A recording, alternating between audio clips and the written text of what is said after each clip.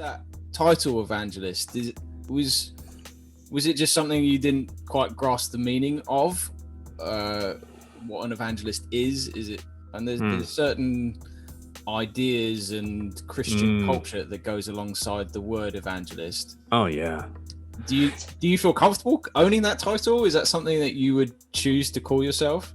Yeah, only because I have the temperament of an evangelist and I don't care what people think. But if I did care what people think, I would run a mile from the title, because one of the first things I do in evangelism training when I'm teaching Christians about everyday witness, I say, describe to me an evangelist. And they end up describing the most hideous alpha male with the gift of the gab, and they go door to door selling you, insurance, but they happen to be selling Jesus. That kind of, that's really unpleasant person who you would never want to get to know. You'd certainly never want them as your friend.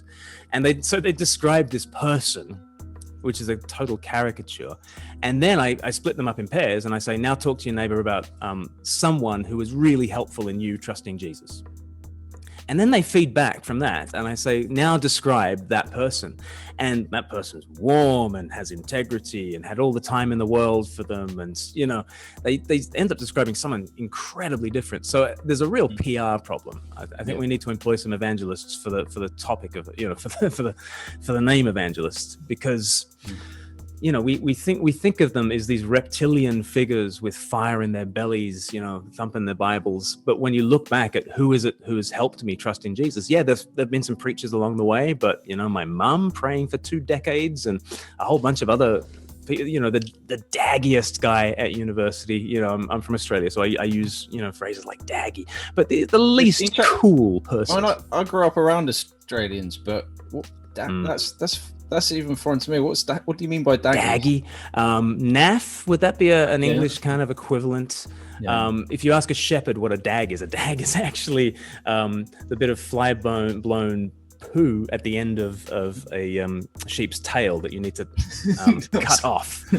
But a dag is just like a bit of a nerd. He's a bit naff. He's a bit, And there was a guy at university who was always inviting me to church, and he was the least cool guy. And eventually I did go, and I just hated the preacher every Sunday, and then went back to hate the preacher some more, and hate the preacher some more, and hate the preacher some more. And eventually it sort of worked on me, and I became a Christian. But yeah.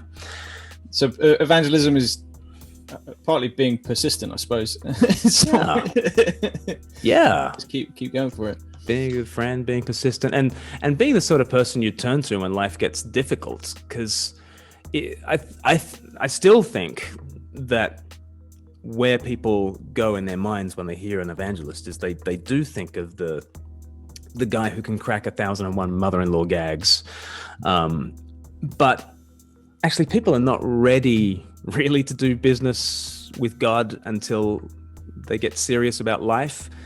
And when you get the diagnosis, or your partner leaves you, or you're made redundant, or you have the 3rd miscarriage, or and at that moment people are ready to go for a beer or go for a drink and ask what's the meaning of life. But you don't go to the motor mouth with 1,001 mother-in-law gags at that stage. You go to someone who's showed a bit of integrity and quiet, gentle friendliness and love, and so be the person your friend will trust when life gets hard. Don't be the person who always has 1,000 answers to philosophical questions. That's a lot of what I say when I do training.